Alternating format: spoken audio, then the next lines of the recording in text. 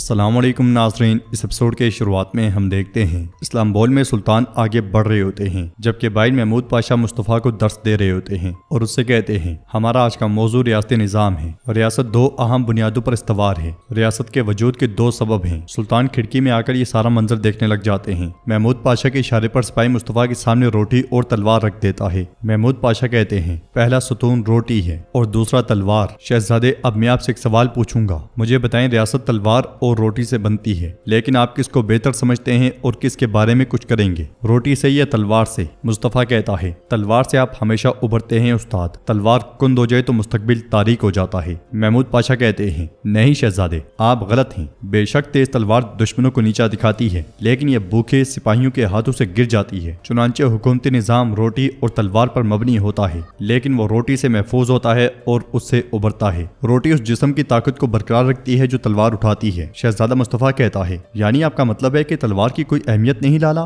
محمود پاشا کہتے ہیں ہرگز نہیں، بلکہ ایسا کہنا ہمارے فاتح غازیوں کی بے عزتی کرنے کے مترادف ہوگا۔ مصطفیٰ کہتا ہے ریاست روٹی پر ثابت قدم رہے گی تو پھر تلوار کی کیا ضرورت ہے؟ محمود پاشا آگے بڑھتے ہیں اور تلوار اٹھاتے ہوئے کہتے ہیں تلوار، یہ کہتے ساتھ وہ روٹی کو کاٹتے ہیں اور کہتے ہیں تلوار کا فائدہ یہ ہے کہ یہ روٹی کو منصفانہ تقسیم کرتی ہے، یہ ہر اس شخص کے اندر خوف پیدا کرتی ہے جو روٹی چرانا چاہتا ہے اور روٹی کے لیے نظام کو برقرار رکھتی ہے۔ مصطفیٰ کھڑا ہو جاتا ہے اور محمود پاشا اس سے کہتے ہیں جو شخص روٹی کو منصفانہ اور برابر تقسیم کرتا ہے وہ استاد، بادشاہ اور سلطان بن جاتا ہے، یہ بات ہمیشہ یاد رکھنا۔ یہ کہتے ساتھ ہی اسے گلے لگا لیتے ہیں۔ اس سارے منظر کو دیکھتے ہوئے سلطان کافی مطمئن دکھائی دیتے ہیں۔ ناظرین اس کے بعد ہم دیکھتے ہیں کہ جولیا بہت پریشان ہوتی ہے کہ اسی لمحے اس کی دایا وہاں پہ آتی ہے۔ دایا کا نام نینی ہے اور وہ جولیا کو پریشان دیکھ کر اس کے پاس آتے ہوئے کہتی ہے بیٹی ایسا نہ کرو۔ تو جولیا کہتی ہے میں باعزت کے بغیر نہیں رہ سکتی نینی، میں اس کے بغیر سانس نہیں لے سکتی، میں کسی اور سے شادی کرنے کے بجائے۔ نینی اسے کہتی ہے یہ جملہ مکمل نہ کرو جولیا، ایسا نہ کرو، میں نے آپ کو پہلے بھی بتایا اور کئی بار خبردار کیا، میں نے آپ سے کہا تھا کہ آپ اپنے بابا کے دشمنوں کے ساتھ مستقبل نہیں سنوار سکتی اور آپ نے میری بات نہیں سنی۔ جولیا کہتی ہے لیکن یہ ہوگا، کیا آپ نے وہ پیغام بھجوا دیا جو میں نے کہا تھا؟ تو نینی جھوٹ میں سر ہلاتی ہے اور جولیا روتے ہوئے اس کے گلے لگ جاتی ہے۔ ادھر ہم دیکھتے ہیں کہ سلطان کے سامنے لطفی موجود ہوتا ہے۔ سلطان اس سے کہتے ہیں تو تم وہ آدمی ہو جسے سب دیوانہ کہتے ہیں اور علم حکمت کے ایک وسیع دریا کے طور پر بیان کرتے ہیں۔ پھر خضر چلیبی کی جانب اشارہ کرتے ہوئے کہتے ہیں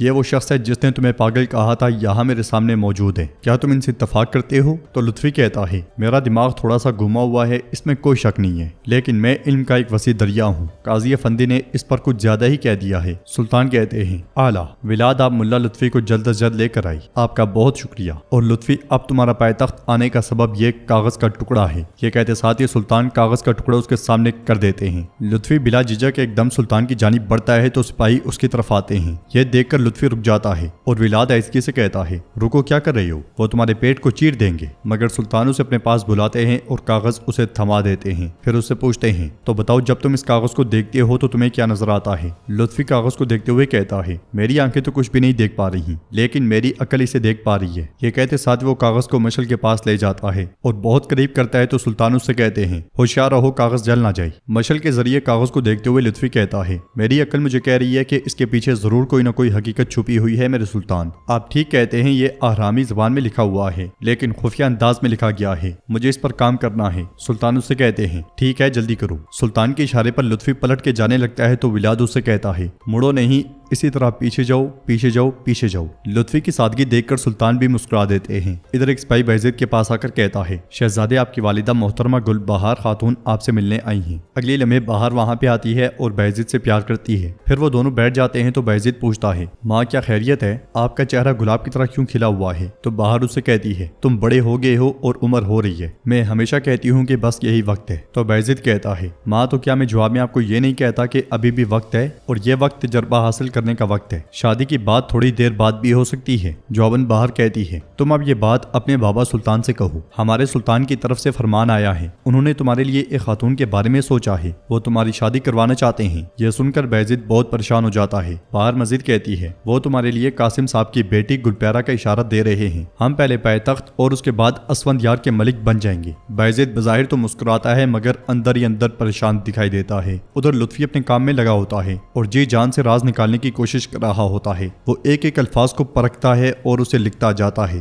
ساتھ کہتا ہے 3 پونڈس امانتیں خانقاہ سے۔ پونڈس میں راز جاننے کے بعد وہ بے حد خوش ہوتا ہے اور کہتا ہے لطفی میں تیرے لطف پہ قربان ہو جاؤں۔ یہ کہتے ساتھ ہی وہ تیزی سے کاغذ لے کر بھاگ پڑتا ہے اور اپنا لکھا ہوا کاغذ جا کے سلطان کو دیتا ہے۔ جب بندی آنکھیں دیکھتی اور بہرے کان سنتے ہیں، امانتوں پہ مہر لگ جاتی ہے، انہیں پونڈس کی خانقاہ میں بھیجا گیا ہے۔ سلطان ایک دم سے پوچھتے ہیں کیا وہ امانت جسے ہم تلاش کر رہے ہیں وہ پونڈس میں واقع ہے؟ کیا اس کا یہی مطلب ہے؟ تو لطفی کہتا ہے اعلیٰ میرے سلطان ایسا ہی ہے۔ سلطان کہتے ہیں لیکن پونڈس کے بہت سے کردار ہیں تو یہ کس پیپرس کا حوالہ دیتا ہے؟ لطفی کہتا ہے اب مسئلہ یہ ہے کہ ان امانت داروں سے کیا مراد ہے جن کے زبانوں پر مہر ہے؟ وہ آرتھوڈوکس راہب ہیں جو خاموش کونسل کی نمائندگی کرتے ہیں۔ وہ سب کے سب سمیلا خانقاہ میں قیام پذیر ہیں۔ سلطان کہتے ہیں سمیلا، ویسے وہ سمیلا خانقاہ میں کہاں ہیں؟ کیا یہ سب راز اس طرف اشارہ نہیں کرتے؟ تو لطفی کہتا ہے یقیناً شروع میں تو مجھے بھی کچھ سمجھ نہیں آیا، لیکن اس خفیہ کاغذ کا ایک اور حصہ ہونا چاہیے، اور سلطان اگر ہمیں اس کا دوسرا حصہ مل گیا اور جب ہم ان دونوں حصوں کو ایک ساتھ رکھیں گے تب یہ واضح ہو جائے گا کہ امانتیں سمیلا خانقاہ میں کہاں چھپی ہوئی ہیں۔ سلطان محمود پاشا سے کہتے ہیں کومینوس اگر جانتا ہے کہ امانتیں پونڈس میں ہیں، یہی وجہ ہو سکتی ہے کہ وہ پوپ کے پاس گیا۔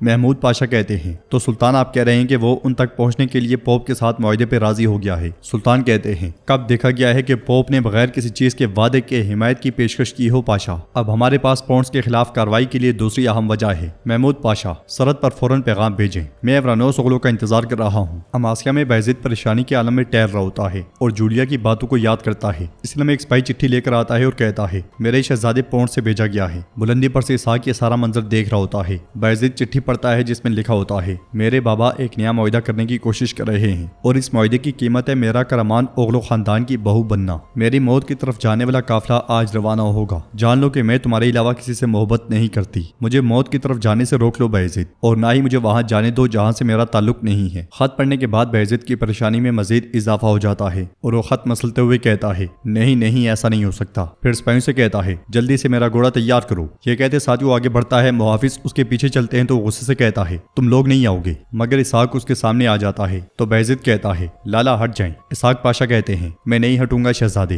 بایزید کہتا ہے کیا اب آپ میرے حکم عدولی کر رہے ہیں؟ تو اسحاق پاشا کہتے ہیں میں صرف سلطان محمد کا حکم مانتا ہوں شہزادے، آج شام ہم پائے تخت کے لیے روانہ ہوں گے، آپ کہیں اور نہیں جا سکتے۔ بایزید غصے سے کہتا ہے میری بات سنو پاشا، میں تمہیں لالا نہیں سمجھوں گا اور کچل کے چلا جاؤں گا اگر میرے راستے سے نہ ہٹے تو۔ یہ سن کر اسحاق پاشا کو بہت غصہ آتا ہے اور وہ کہتے ہیں بایزید، لیکن ایک دم سے کہتے ہیں شہزادے مجھے بتاؤ اس سپاہی نے تمہیں کیا دیا ہے؟ کیا پونڈ سے کوئی خبر ہے؟ تو بایزید کہتا ہے کومینوس جولیا کی شادی زبردستی کر رہا ہے، وہ دلہن بن کر کرمان خاندان کے پاس جائے گی۔ اسحاق کہتا ہے لیکن شہزادے پھر بھی ہمارے سلطان کا حکم حتمی اور فیصلہ کن ہے، آپ نہیں جا سکتے۔ بایزید کہتا ہے سلطان بابا کا حکم تو چھوڑو، اگر میرے دادا سلطان مراد اپنی قبر سے بھی اٹھ کر آ جائیں تو بھی وہ مجھے اس راستے سے نہیں روک سکیں گے۔ اسحاق کہتا ہے شہزادے ایسے نہ کرو، اس کے نتائج بہت سنگین ہیں، تم نے ابھی اپنے منہ سے کہا ہے کہ وہ کرمان خاندان کی بہو بن کر جائے گی۔ بایزید کہتا ہے تم اگر ڈرتے ہو تو نہ میرے راستے میں کھڑے ہو اور نہ ہی میرے پیچھے، میں ہر وہ چیز لوں گا جو میری ہے، میں کسی کی پرواہ نہیں کروں گا، یا تو میں حاصل کروں گا یا زمین مجھے لے لے گی۔ کیا آپ یہ نہیں جانتے لالا؟ تو اسحاق پاشا کہتا ہے میں جانتا ہوں شہزادے، لیکن جس بات کا مجھے ڈر ہے وہ یہ ہے کہ پونڈس پر حملے کی تیاری کرتے ہوئے کرمان خاندان سے دشمنی ہماری ریاست کو خطرے میں ڈال دے گی۔ ریاست کا مستقبل تم سے اور تمہاری محبت سے زیادہ اہم ہے شہزادے۔ بایزید کہتا ہے محبت کی حفاظت نہ کرنے والا، اس سے منہ موڑنے والا اپنے ملک کی حفاظت کیسے کر سکتا ہے لالا؟ دوسری طرف یورگو اور پیدری کومینوس کے ساتھ موجود ہوتے ہیں۔ یورگو کہتا ہے آیا نے شہزادی کا خط شہزادے بایزید کو بھیج دیا ہے، مجھے یقین ہے کہ بایزید آپ کی بیٹی کی مدد کے لیے اس فریاد کو نظر انداز نہیں کرے گا، وہ ضرور ان کے سامنے آئے گا۔ تو کومینوس کہتا ہے اور جب وہ آتا ہے یورگو، اسے میرے سب سے خطرناک ہتھیار پیدری کا سامنا کرنا پڑے گا۔ پیدری کہتا ہے